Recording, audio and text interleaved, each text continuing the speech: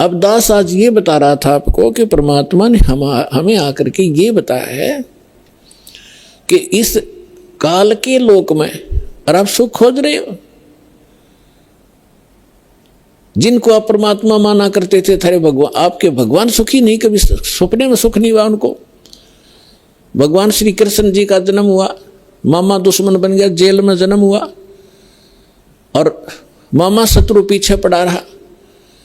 कभी जरा सिंह मारने आ रहा है, कभी शिशुपाल लठ उठा रहा है, कभी जरा सिंह, कभी काल्यवन आ गया। आखिर में भगवान ने, यानी ये तीन लोग का जो इतना सामर्थ्य है इस मालिक ने, अपने को राहत प्राप्त करने के लिए कि शायद कुछ सुख का सांस मुझे आ जावे, मथुरा छोड़ दी और द्वारका बनाई। बहुत दूर जाके जंगल होते थे पहले, बीच में बिल्कुल कट ऑफ हो जाता था, पता भी नहीं लगता था कहाँ चले गए लोग। द्वारका समुद्र के अंदर एक टापू में जाकर अपना जीवन निर्वाह किया। और अंत कैसा हुआ श्री कृष्ण जी का? अब भगवान सूक्ष्म वेद में बताते हैं, एक समय द्वारका के किनारे, द्वारका की बनी में, एक तो होता जंगल, एक होती है बनी, यानी स्मॉल फॉरेस्ट, छोटा जंगल जो गांव के नगर के आसपास होता है, उसको बनी बोलते हैं। तो वहां बनी में जाकर दुर्वासा ऋषि बैठ गए और दुर्वासा ऋषि के विषय में बहुत प्रसिद्धि थी, उसका बड़ा बोलबाला था। वेल नोन हो रहे थे कि भूत, भविष्य और वर्तमान के वे पूर्ण ज्ञाता है। और उस समय यादव 56 करोड़ हो गए थे संख्या में, 56 करोड़ द्वारका के अंदर रहने वाले। और भगवान श्री कृष्ण जी ने कुछ एक ऐसे शरारती तत्वों को मार डाला था जिस कारण से वो हीरो पाक गए थे। प्रत्येक के हृदय में ये हो गया था कि इनसे ताकतवर पृथ्वी पर कोई नहीं, जिस कारण से यादव अभिमानी हो गए थे। वो साधु संतों की जो सत्कार करना भी छोड़ गए थे, उनके साथ बदतमीजियां करना शुरू कर दिया था। इसी बहम में उनका वो टाइम आ गया नाश होने का। अहंकार पुण्यात्माओं कोय कर दियो, अंत में उसको बहुत भारी चोट लगेगी। जीव ही रहना चाहिए, जीव को अपनी औकात का पता लगा रहना चाहिए ताकि वो आधीन बनकर रहे। आधीनी के पास है पूर्ण ब्रह्म दयाल, मान बड़ाई मारियो बेअदबी सिरकाल। विभीषण का भाग बडेरा, दासा तन आया तिस डेरा, दासा तन आया विश्वे बीसा, अर्ता को लंक देई बख्शीसा। ये उदाहरण देकर समझा रहे हैं परमात्मा के अधीन व्यक्ति के साथ भगवान होता है, और यहाँ के जो झूठे मूठे सुख हैं वो भी उस अधीन और भक्त को ही प्राप्त हुआ करते हैं। रावण ने कितनी भक्ति की, सिर भी काट कर चढ़ा दिए, लेकिन अभिमान नहीं गया। जिस लंका को वो रखना चाहता था उस लंका को उसे भी हाथ धोना पड़ा अंत में उस अहंकारी प्राणी ने, और एक अधीन बनकर भगवान की भक्ति करता था। परमात्मा आए हुए थे, मुनिंद्र नाम से आए थे त्रेता युग में, जब मंदोदरी और विभीषण परमात्मा के शिष्य हुए थे। और परमात्मा के ज्ञान से आधीनी आती है, आधीनी शिक्षा पर सभी भगत के गुण संपन्न होते हैं, और जिसके अंदर भगत के गुण है वह भगवान रहता है। जिस कारण से विभीषण को वो लंका भी प्राप्त करवाई दाता ने, और रावण उस लंका को रख नहीं सका। वो भक्ति भी करता था लेकिन अभिमान नहीं कहा। तो कहने का भाव ये है कि इस सत्संग से आपको हर एक पहलू पर रोशनी दी जाएगी ताकि आप परमात्मा के इस तत्व ज्ञान की रोशनी से कहीं ठोकर ना खावें, कहीं गिर ना जावें, अपना काम ना बिगाड़ लें। ये फाउल पॉइंट आपको गिनवाए जा रहे हैं भक्ति के अंदर जो होते। तो यहाँ परमात्मा कहते हैं कि आदिनी के पास है वो पूर्ण ब्रह्म दयाल, मान बड़ाई मारियो हो बेअदबी सिरकाल। विभीषण का भाग बडेरा, के बड़भागी था विभीषण कि दासा तन आया तिस नेड़ा, कि उसके पास आधीनी आई। विभीषण का भाग बडेरा, दासा तन आया तिस नेड़ा। दासा तन आया विश्वे बीसा, जाको लंक दई बख्शीसा। ऐसा दासा तन है भाई, लंक बख्शते वार न लाई। फिर परमात्मा कहते हैं कि उस नम्र आत्मा विभीषण भगवान की सत भक्ति करता था, तो यह झूठा सुख भी अगर तुम्हें चाहिए तो भी इस तरीके से मिलेगा। अधीन रहो, जब तक रहो आपको सुख का सांस रहेगा और फिर मोक्ष प्राप्त हो जाएगी। अब हम आते हैं उसी प्रसंग पे कि यादव सभी भगवान श्री कृष्ण जी की आड़ में अहंकारी हो गए, साधु संतों का सत्कार त्याग दिया, उनके साथ मजाक करने लगे। तुम क्या हो, तुम भटकते फिरते हो जंगल में, हैं, अपना कोई धंधा करके क्यों नहीं खाते हो, इस तरह की भाषा बोलने लगे। उस समय दुर्वासा जी उस बनी में जाकर बैठ गए, द्वारका के बाहर थोड़ी सी दूरी पे। और द्वारका के अंदर इस बात की एक ऐसी रूमर चली, चर्चा का विषय बना के एक महापुरुष आए हैं दुर्वासा जी, बड़े पहुंचे हुए संत हैं और भूत भविष्य और वर्तमान की सब जानते हैं। श्री कृष्ण जी के पुत्र प्रद्युम्न और उसके साथियों ने मिलकर एक कुबद सूझी, उन्होंने एक फैसला लिया कि भाई ऐसे सुन रहे हैं कि ये दुर्वासा जी बड़े पहुंचे हुए महापुरुष हैं और भूत भविष्य की सारी जानते हैं, इसकी परीक्षा लेते हैं। उन्होंने क्या किया कि प्रद्युम्न को, श्री कृष्ण जी के पुत्र को, एक स्त्री का स्वांग करवा दिया, स्त्री के कपड़े बना दिए और एक गर्भवती स्त्री का स्वांग बना दिया। पेट के ऊपर एक कढ़ाया, जैसे छोंक छांक लाने की छोटी सी कढ़ाई हो घर में रसोई में, एक छोटी सी कढ़ाई पेट का बांध दी और ऊपर के उसका लोगड़ बांध दिया रुई सी, फिर कपड़ा बांध दिया और ऊपर के और ताले कपड़े पड़ा दिए और मुंह ढक लिया, घूंघट काट के चल पड़ी। 10-12 उसके साथ और जो शरारती स्कीम बना कर गए थे वो गए। दुर्वासा जी के पास जाकर उन्होंने कहा कि भगवान प्रणाम हो ऋषि जी को, हम आपके पास एक समस्या लेकर आए हैं। दुर्वासा जी ने पूछा, बोलो भाई क्या है तुम्हारी समस्या? कि ये व्यक्ति और ये इसकी पत्नी, इनके विवाह को 10-12 वर्ष हो गए थे ऋषि जी, अब भगवान ने दया बख्शी है या गर्भवती हुई है और ये उतावले हो रहे हैं। आपके बारे में सुना है कि आप भूत भविष्य और वर्तमान की सारी जानने वाले हो, तो ये आपसे ये पूछना चाहते हैं कि इसका लड़का होगा कि लड़की? अब दुर्वासा जी ने अपनी दूरबीन ला के देखा, देव दृष्टि, उसे वो समझ गया कि बकवास कर रहे हैं रामजादे। लाल आंख करके और ठाया चिमटा ने बोला, यादव कुल का नाश होगा, इससे तुम्हारा ना सर्वनाश होगा यादव कुल का, भाग जाओ रामजादो, तुम क्या कर रहे हो? और ये तो भाग लिए बालक, आगे थारा नाश होगा इससे। अब वो बच्चे भाग आए गाँव में, बच्चा तक ये था, पोता लड़का हो रहा था निरुद्ध, उसका प्रद्युम्न बन गए। बाकी कुबद तक कभी भी ये जो बुरा कर्म होता है आदमी को किसी न किसी एज में दुख जरूर देगा। तो नगर में जब आए उन्होंने सबको बताया कि ऐसे ऐसे हम गए थे। दुर्वासा जी तो सचमुच जान गए, वो तो सचमुच जानकार है। उन्होंने बता दिया कि ये गर्भवती नहीं है और तुम्हारा नाश होगा, जिससे तुमने गर्भ बना रखा है इसका, इससे तुम्हारा नाश होगा। तो गांव के जो मुखिया और बुद्धिमान से व्यक्ति बुजुर्ग थे, उनको चिंता बनी कि बच्चों ने तो बकवाद कर दी और उसने श्राप दे दिया, सारे मरेंगे तब। तो उनमें से कुछ कहने लगे कि हमारे सिर पर भगवान श्री कृष्ण बैठे हैं। वाह भाई वाह, ये भी कोई डर की बात है, चलो उसके सामने उनसे प्रार्थना करते हैं। अब श्री कृष्ण जी के पास गए, श्री कृष्ण जी से जाकर अपना चिंता का विषय बताया कि भगवान ऐसे ऐसे बच्चों ने मजाक कर दिया और दुर्वासा जी ने श्राप दे दिया, और दुर्वासा जी का श्राप तो बिजाइल कैसा है, ये तो वापस हो ही नहीं सकता। तब श्री कृष्ण जी से कहा कि आप ही हमारी रक्षा कर सकते हो, आप समर्थ हो, सर्वशक्तिमान हो, आप विष्णु अवतार हो, जैसे भी उनके गुणगान किए। श्री कृष्ण जी ने कहा कि भाई देखो, बच्चों को वहीं भेजो और दुर्वासा जी से माफी मांगे, वो अक्षमा करेगा तो बात बनेगी।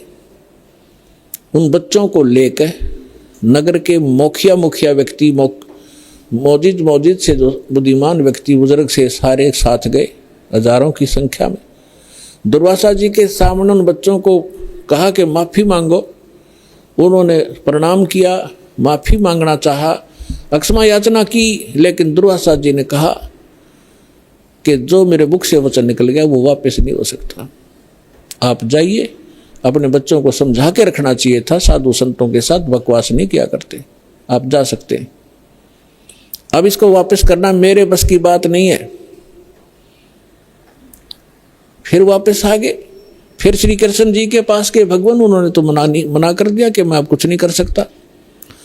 अब श्री कृष्ण जी ने कहा कि देखो, किस चीज से अपनात्माओं, इस कथा से आपको बहुत सा ज्ञान होगा, हर पहलू पर इस पर विचार दास आपको देगा। अब देखो, हम किसी, ये जो श्राप दे दिया है 3 ताप के अंदर आता है। किसी को श्राप दे देना, किसी पर गाल देना, किसी का प्रेत आत्मा छोड़ देना, किसी का जंतर मंत्र कर देना, किसी के ऊपर काला जादू कर देना, ये 3 ताप के अंतर्गत आते हैं। और इन 3 तापों के दुख से पूरे यादोग्रस्त हो गए। और श्री कृष्ण भगवान कल आवे, श्री कृष्ण जी उस ताप से मुक्त नहीं कर सका, उनका नाश हुआ लास्ट में। हालांकि समाधान भी बताया उन्होंने।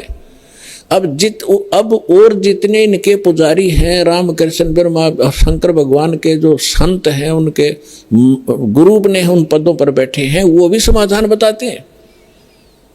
जब श्री कृष्ण जी के समाधान बताने से जो साधना क्रिया उसने बताया, उनके करने से कुछ लाभ नहीं हुआ, तो ये इनके जो पुजारियां के बताए हुए समाधान से आप क्या लाभ लोगे, इससे इतना निष्कर्ष निकलेगा।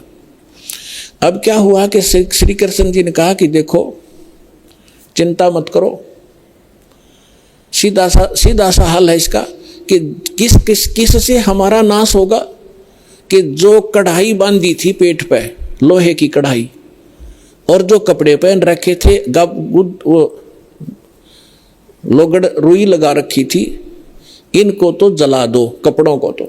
रही बात कढ़ाई की, उस कढ़ाई को प्रभास क्षेत्र में चले जाओ, जमुना के किनारे सारे, और अपने ड्यूटी लगाओ 5-5, 10-10, 20-20 व्यक्तियों की डेली, कि उस कढ़ाई को पत्थर पर घिसा कर उसका चूरा बनाकर जमुना में फेंक दो। ना रहेगा बांस और ना बजेगी बांसुरी। सबने बड़ा अच्छा लगा कि भगवान श्री कृष्ण ने तो कमाल कर दिया, वाह भगवान, वाह भगवान। कि वो गुरु भी थे, श्री कृष्ण जी आध्यात्मिक गुरु भी थे पांडवों के और यादवों के। तो इस बात को सुनकर सभी ने खुशी मनाई कि ठीक है, ना रहेगा बांस ना बजेगी बांसुरी। लगा दिए 20-20, 50-50 व्यक्तियों की सेवा कि जाओ जहाँ भगवान ने बताया उस क्षेत्र में जाके, प्रभास क्षेत्र में, और जमुना के किनारे पत्थरों पर घिसा कर चूरा बना दो। अब घिसाने से पहले दोनों कड़े थे, वो कड़े तोड़े पहले तो अलग अलग पकड़न के। अब उन कड़े घिसाण की ड्यूटी अलग दे दी 4-4, 5 की, तुम्हारी ये कभी कितने दिन में घिसाओ इनको। बाकी उन्हें घिसा घिसू के वो कड़ा चूरा बना दिया। एक के पास 2-4 को कड़ा मिला था, जिसने लास्ट में थोड़ा सा रह गया था, वो गोल गोल नौका चमक गया, तो उस चमकदार सा घिसाने से चारों तरफ से चमक गया वो। तो उसने सोचा, जो आलसी सा था, सब ने अपना काम कर दिया, मेरा भी घिसा नहीं। तो उसने सोचा इसे एक कड़े में के बिजली पड़ा, यूं की उसने जंगल में उस जमुना में फेंक दिया वो कड़ा। बाकी शेष कढ़ाई घिसा दी थी, उसका चूरा बना दिया। अब वो किसी मछली ने खाद्य पदार्थ जानकर वो खा लिया। उस मछली को पकड़ लिया एक शिकारी ने, जिसका नाम बालिया नाम का एक दीमर था, जो मछियारा था। उसने पकड़कर मच्छी जब ले गया, वह काटी, मछली काटी, तो उसमें से वो सफेद धातु निकली, बहुत चमकीली। तो शिकारी ने सोचा कि ये हो ना हो कोई अच्छी फौलाद होगी या कोई चांदी ना हो। वो लेके गया सुनार के पास। सुनार कहने लगा भाई ये चांदी नहीं है, ये तो अच्छा फौलाद अच्छा है। वो लोहार के पास ले गया। लोहार ने कहा कि बहुत अच्छा इस्पात है और इसका क्या बनाऊं। तो शिकारी ने कहा कि मेरे इस तीर का आगे का एरो बना दे, मेरे सर के ऊपर डाल दे, इसने बना के विषाक्त बना देना। तो उसका तीर के जो बाण होता है तीर का, उस बाण के आगे एक गोल एरो होता है तीखा, ताकि वो पशु पक्षी के जाके सीधा लगे, मार दे उसको। तो वो विषाक्त बनवा लिया। उधर से कुछ दिनों के बाद उधर से जिन्होंने वो चूरा फेंका था जमुना में, उसका घास उग गया, जैसे डाब कुश, जैसे कुश होती है ना, कुशा की तरह, और जैसे ईख देखा हो, ईख जैसे पत्तों का और तेज धार के पत्ते उसके। जैसे आपने, हमें मालूम है कि जैसे कई बार डाब होती है जिसको कुश बोलते हैं, कुशा, उसके इतने तीखे पत्ते होते हैं, उंगली का लपेटा आ जाए तो उंगली काट देता, वो आधे से ज्यादा काट देता, आधी, इतने तेज पत्ते होते हैं। लेकिन वो तो दुर्वासा के श्राप से शापित था, वो एक ऐसा घास उग गया।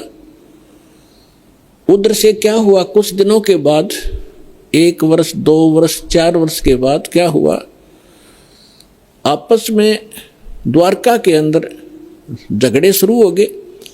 छोटे बड़े की लाज रही नहीं, थोड़ी सी बात पर मार काट मचा दी, थोड़ी सी बात पर कत्लेआम करने लग गए। फिर गांव के लोग पहले धार्मिक बहुत होते थे, अभी तक हुआ करते थे। गांव के अंदर कोई भी आपत्ति होती थी साधु संतों से उसका विकल्प, उसका समाधान चाहा करते थे कि किसी तरह शांति हो नगर में। तो उनके पास तो श्री कृष्ण ही थे final, first and final, last and final. Shri Krishna ji के पास गए। श्री कृष्ण जी से बताया कि भगवान पता नहीं नगर में क्या बढ़ गया, क्या घुस गया नगर के अंदर, कोई किसी की बात सुनने को तैयार नहीं, बड़े छोटे की लाज रही नहीं, जरा सी बात होती है लट्ठम लट्ठा कत्लेआम होने लगे। भगवान कोई दया बख्शो, कोई समाधान बताओ इसका। तो श्री कृष्ण जी ने क्या समाधान बताया कि अभी तुम्हारे ऊपर दुर्वासा जी का जो श्राप है वो प्रभावी हो गया, वो फल रहा है। तो बड़े चिंतित हुए। पहले तो भगवान ने समाधान बताया था कि सारे ने घिसा घिसू कर चूरा बना कर डाल दो जमुना में, ना रहेगा बांस, ना रहेगी बजेगी बांसुरी। जब वो इस बात से संतोष पाया था लोगों ने कि चलो हो गया समाधान, और आज फिर श्री कृष्ण जी वही कह रहा है कि दुर्वासा जी का श्राप तुम्हारे ऊपर फल रहा है। अब वो उनके मुंह की तरफ देख रहे हैं, लेकिन हमारी बुद्धि इतना काम नहीं करती। जैसे हम भी ऐसे ही दुखी थे, पहले जाते थे किसी गुरु के पास, वो कुछ अपना दुख लेकर वो कुछ समाधान बताता था, फिर दूसरी बार कुछ और समाधान बताता था, तीसरी बार कह देता था ये तो तेरे भाग में है, तेने भोगना ही पड़ेगा। फिर पहले डले क्यों ढुआ रहा था ये। ऐसे ये सब का यही स्थिति है। तो श्री कृष्ण जी ने पहले ये कहा था, फिर कह रहा है कि अब तो ये भोगना ही पड़ेगा तुम्हें। अब ये वो फल गया। तो फिर समाधान पूछा कि भगवान फिर आप समाधान बताओ। ऐसा करो, सभी जितने भी नर यादव हैं, पुरुष, मेल ओनली, चाहे नवजात शिशु भी क्यों ना हो, प्रभास क्षेत्र में जाओ जहां वो कड़ा घिसाया था और चूरा डाल रखा था, वह घास उग रहा इतना बड़ा बड़ा कि वहां जाकर सभी के सभी जमुना में स्नान करके आओ। तुम्हारा पाप मुक्त हो जाओगे, साप मुक्त हो जाओगे जमुना में नहाने से, स्नान करने से। अब सब बड़े प्रसन्न हुए कि बड़ा सरल उपाय बताया भगवान ने। और सभी अपने अपने बच्चों को, नवजात शिशु से उसी दिन जन्मा था उसी भी लड़के को, ओनली लड़कों को ले गए साथ में और पहुंच गए 56 करोड़ वहां पर। पहले स्नान करें जाते ही, ताकि साप कटे, हमारा पाप, ये साप नाश हो, शराब खत्म हो। और बाहर आते ही, क्योंकि पहले मन मुटाव चल ही रहा था सभी का, उसने तू ऐसे क्या बोल रहा था उस दिन, तू ऐसे उधर सारे इकट्ठे हो गए, तो कभी कभी मिले थे। बाहर आते वो एक दूसरे को गाली गलौज लट्ठम लट्ठा और घास निकाले, घास पाड़े और मारे, गर्दन में लग के आर पार हो जाए, तलवार का काम करने लग गया वो घास। और 56 करोड़ यादव कटका मर गए थे वहां सांप नाश करान, अपना नाश कर लिया वहां जाके। श्री कृष्ण जी के बताए समाधान अनुसार उनका सांप तक कटा नहीं, सांप तक नाश हुआ नहीं, यादव का नाश हो गया। अब यहां परमात्मा कहते हैं कि गरीबदास जी कहते हैं तुम कौन राम का जब तेजापम और ताते कटे ना ये तीनों तापम। समर्थ का शरणाग हो रंग होरी हो, भाई कदे न हो ए काज राम रंग होरी हो। कि समर्थ की शरण में आ जाओ, तुम्हारा कभी अकाज नहीं होंगे और ये तीनों ताप का नाश हो जाएगा। अब प्रसंग चल रहा है, उसी पर चलते हैं। अब 56 करोड़ यादव कटका मर गए, आपस में कत्लेआम कर दिया। विष्णु पुराण के अंदर लिखा है कि कुछ यादव बच गए थे। श्री कृष्ण जी फिर गए अपने वहां से, नगर से बाहर निकले, उसने उस घास को पाड़ा, उसमें यह लिखा कि वो मूसल बन गए, मूसल। उन मूसलों से शेष बचे हुए यादवों को खुद श्री कृष्ण जी ने मारा, कति नाश कर दिया। और आप जाकर लेट गया प्रभास क्षेत्र में एक वृक्ष के नीचे।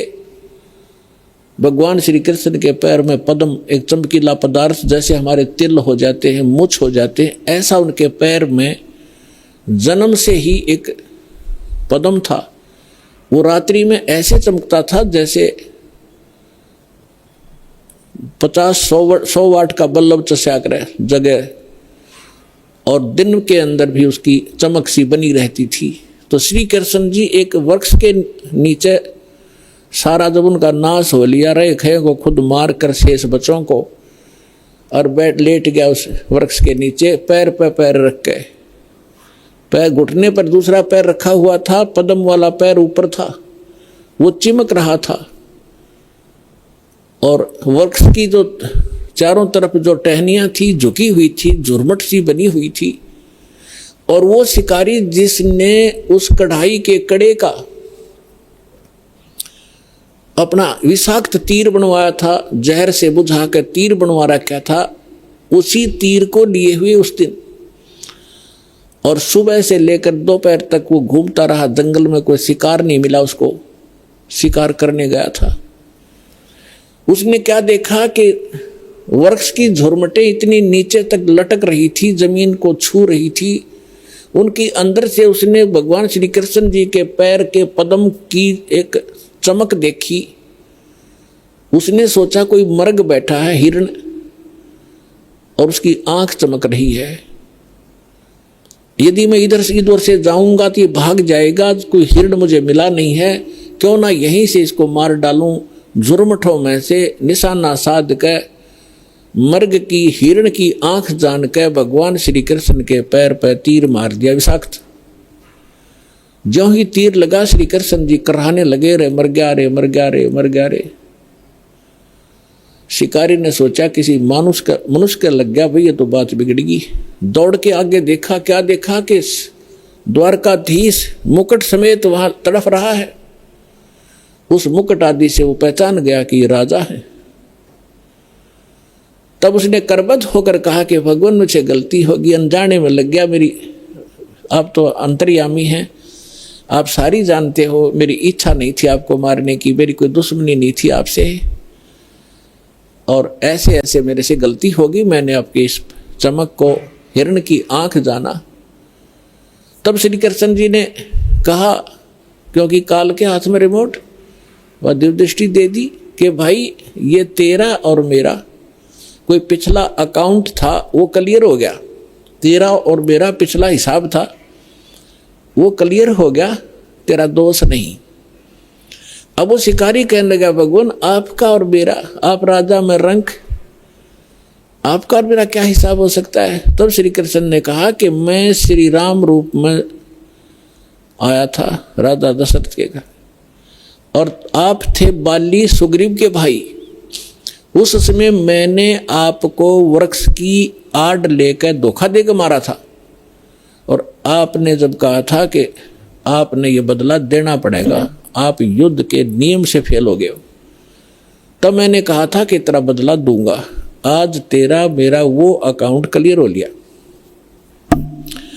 अब यहां परमात्मा कहते हैं बदला कहीं ना जात है इस तीन लोक के माही, सतगुरु मिले कबीर से फिर लेन देन कछु नाही। अब क्या बताते हैं कि तीन लोक के इन भगवानों ने भी अपना टिट फॉर टेट पूरा करना पड़ता है। तुम इनसे अपने संस्कार कटवाने की के लिए भक्ति कर रहे हो कि हमारा पाप कटे, हमें दुख दूर और सुख दे। ये अपने दुख नहीं दूर कर सके तुम्हारे कैसे कर देंगे, भगवान कहा करते थे कबीर जी। और समर्थ कबीर साहब की शरण में आने से फिर ये लेन देन समाप्त कर देंगे आपका, कुछ नहीं बचेगा। सब अपनी कलमिन के पास, समर्थ के पास पावर होती है कि मासा घटे ना तिल बधे, विद ना लिखे जो लेख, और सच्चा सतगुरु मेट कर ऊपर मार दे मेघ।